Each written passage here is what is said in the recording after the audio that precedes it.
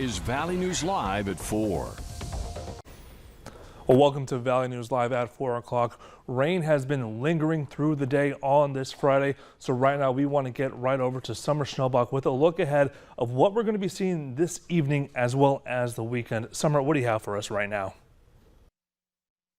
Bobby, we've got some rain in the forecast. Here's a look at our Devil's Lake Home of Economy sky cam. Things are looking gray, things are looking gloomy, and we've had some lingering fog as well. So definitely a gray and soupy day. Here's a look right now at satellite and radar. Most of that rain is across the northern Red River Valley, continuing to lift north and into Canada. So Langdon seeing some rain right now. Hallock just exiting a briefer heavy rain shower at this time, as the oranges and yellows indicate a more moderate to heavy rain. Good news, all of that is lifting. Bad news, some of us are still dealing with some dense fog.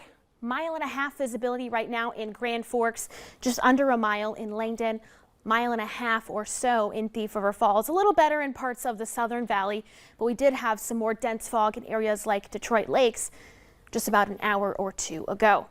Right now, temperatures are cool in the 50s and 60s. We're fairly overcast across the board, with those ongoing rain showers as well. For tonight in Fargo, we stay cloudy, increasing chances for rain by tomorrow. And new, we have gone ahead and issued a first alert weather day for tomorrow. There's a chance of some strong to severe thunderstorms. I'll time out when and where here in just a couple of minutes. There's a lot to go over for your weekend, Bobby. Yeah, Summer, there's going to be a ton to go over, especially with the first alert weather day now being issued. Summer, thank you so much. Well, a juror in the recent trial of a murdered 14-year-old West Fargo girl is speaking out on what went on in the deliberations that led to 3 guilty verdicts Thursday.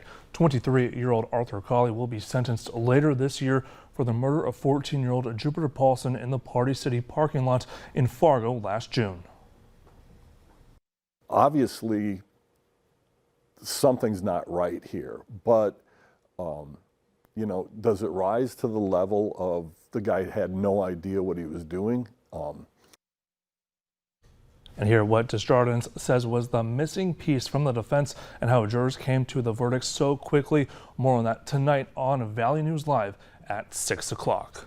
Well, traffic is down to 1 lane on the road off 52nd Avenue near Walmart in South Fargo. A gravel truck carrying a load tipped on its side while turning to go south. Now, the driver, who was uninjured, told Valley News Live that it might have been loaded to the one side, causing it to tip.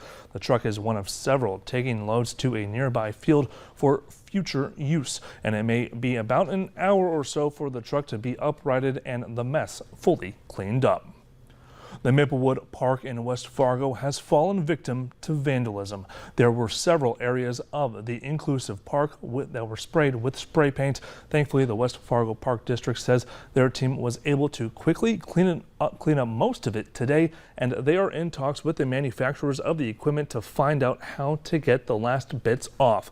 The park finished renovations back in April, and it includes an inclusive and accessible playground with rubber surfacing, an obstacle course, nonverbal communication boards, and a Ninja Warrior obstacle course. Now, West Fargo PD says that they're also investigating into the matter. One Minnesota man is considered armed and dangerous after a shooting occurred in a Mankato neighborhood that caused a hospital to go into lockdown.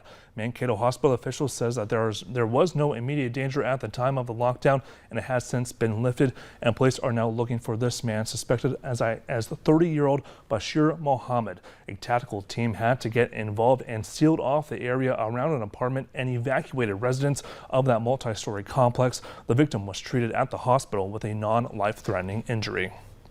Well, Bed Bath & Beyond has released its first round of stores that will be closing this year, and Fargo's store is safe for now. Now, there is only one store that will be closing in Minnesota and is located in St. Cloud. The national retailer announced at the end of last month it will close about 150 stores and lay off about 20% of its workers in an attempt to improve the company's performance. It's not sure yet when the next round of stores that will be closing will be announced.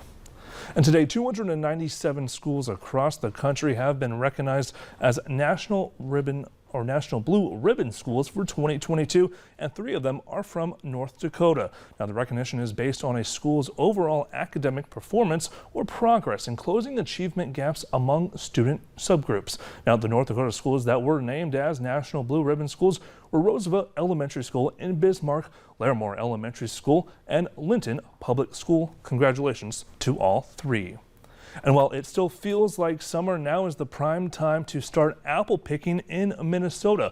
Unlike last year, some orchards near the metro are seeing some of their best harvests yet. And a good growing season is very dependent on weather. And last year, apple trees were knocked around in hail and wind storms. But so far this year, they've dodged that damage. And some orchards, such as Sunnybrook Orchard, expects their Honey Crisps to be ready for customers to pick themselves by this weekend or at the very latest next week.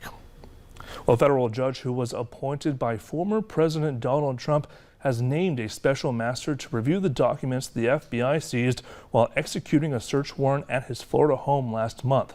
Natalie Brand has more details on who it is.